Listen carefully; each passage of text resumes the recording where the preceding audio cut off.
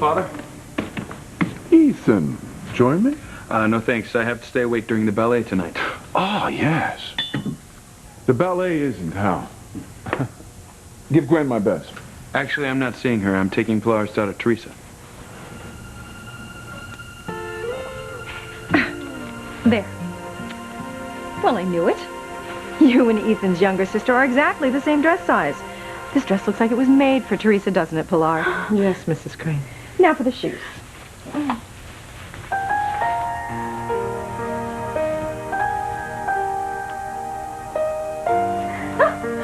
Marvelous. Even the shoes fit. How do I look, Mom? Very nice. Very nice. Pilar, your daughter looks stunning. Come, see yourself in the mirror.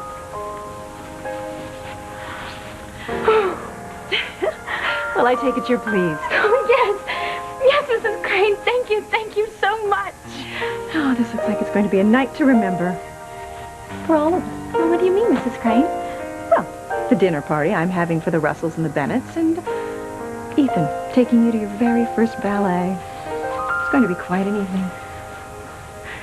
I can't believe this is happening. I know why you're so excited to go out with my son, Ethan. I finally figured it out. Good gracious, Ethan. Why in God's name would you take the housekeeper's daughter to the ballet? Oh, that's pretty snobbish, Father, even for you. Do I look like I give a damn about political correctness? No, you don't. But to answer your question, I'm not taking Gwen because she's working. Mother insisted that one of us makes an appearance. Stop right there, son. I know why you're taking Teresa tonight. I was your age myself once. Excuse me? There's no need to cover with me, boy. I know all about sowing a few wild oats before settling down. It's good for the system.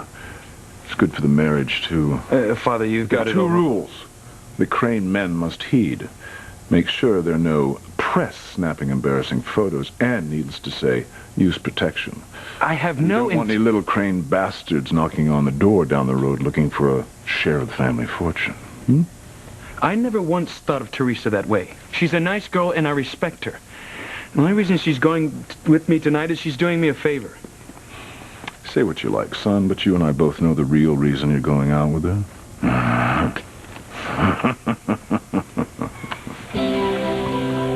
The real reason that you're so excited about going out with Ethan is that you are a romantic, Teresa. You believe in true love. Yes, I do. You've grown fond of Ethan since you've come to work here, and you want him to be happy. Very much.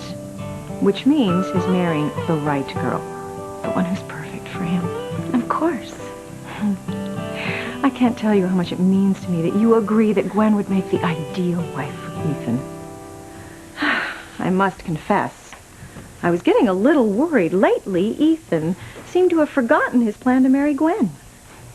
Really? But thanks to you talking to him today all about your dream wedding, well, Ethan's back on track. And he is preparing a romantic proposal to Gwen. Maybe tonight you can work a little more of your magic on him and make sure he doesn't get cold feet. I'll do my best, Mrs. Crane. She can say whatever she likes. I'm the one going out with Ethan tonight. I'm the one he should propose to. I don't know, there's something missing. Oh, I know what it is. I'll be right back. I want you to tell Mrs. Crane that you cannot go to the ballet. Mama! Tell her that you're suddenly taken ill. But Teresa, you are still in love with Ethan. If you go out with him tonight, it'll end in disaster. Worry, Mom. I'm not gonna throw myself at him. I just want him to get to know me. The real me. Then when he's attracted to me, I'll know it's the real thing. He cannot be attracted to you, Teresa. He's going to marry Gwen. I'll believe that when I see him put a ring on her finger. Not until then. Ay, Dios mío, por favor. Help me get through to my obstinate daughter. There. The perfect finishing touch. Are they real? Of course. Here, let me help you. You should be very proud of your daughter, Pilar. She is beautiful, and someday she is going to make some man a very lovely wife. And his mother, a charming daughter-in-law. It's very kind, Mrs. Crane. Well, they're simply lovely. Well, now that I have Teresa taken care of, I think it's time I attend to the party. I want everything to be perfect. I beg you, Mrs. Crane, do not go through with this. Inviting Sam Bennett here to dinner is playing with fire. Oh, but Pilar, it's been so long since I played with fire. I miss it. Then you must have forgotten what it feels like to be burned.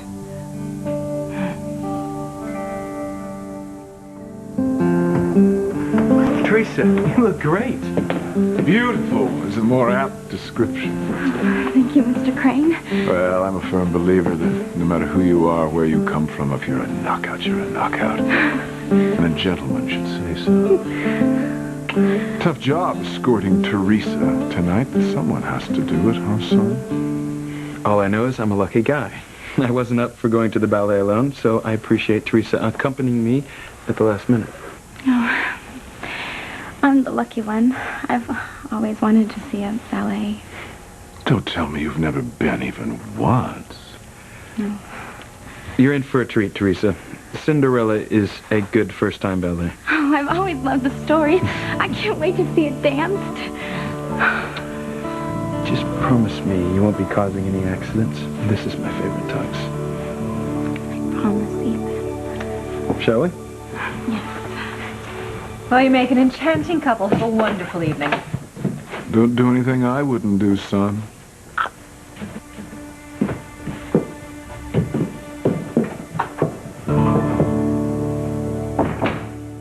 Don't forget, we're having guests for dinner. Oh, yes, the Bennetts and the Russells. Where on earth did this sudden urge to mingle with the locals come from, I wonder? Just for the record, Julian, they're hardly blue collar. Eve Russell is a physician and Sam Bennett is chief of police. Well, whatever class they are, they're not ours. What is this sudden interest in consorting with the locals? You've always avoided them like the plague. I'm just not the snob you are, Julian. Since when? You're up to something, darling. I want to know what it is. My, you haven't aroused my curiosity like this in quite some time, Ivy. Of course, you haven't aroused anything else of mine in years.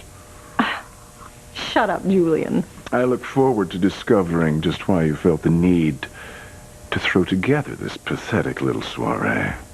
Well, maybe I was just being polite. I don't think so. If that were the case, you'd have canceled by now. I'll see you at dinner. Don't count on it. Why not? Ooh, now I'm curious, Julian. What are you afraid of?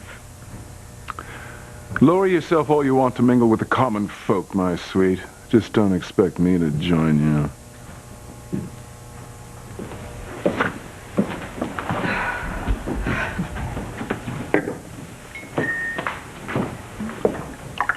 I couldn't help but overhear, Mrs. Crane.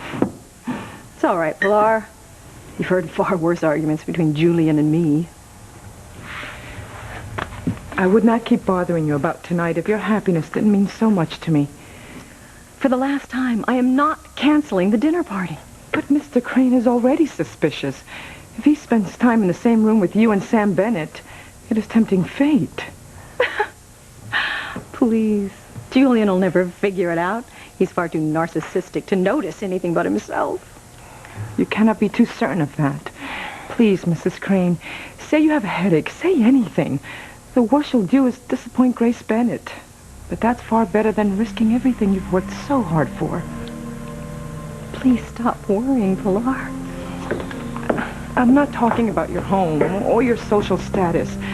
I'm talking about your children, especially Ethan. If you'd rather I call to cancel, I will. No. No one is calling anyone. Pilar, please, you of all people should understand. When I saw Sam last night, it reminded me of what I gave up, of who I used to be. All I know is that I can't live as half a woman anymore, and I won't. The dinner's going on as planned.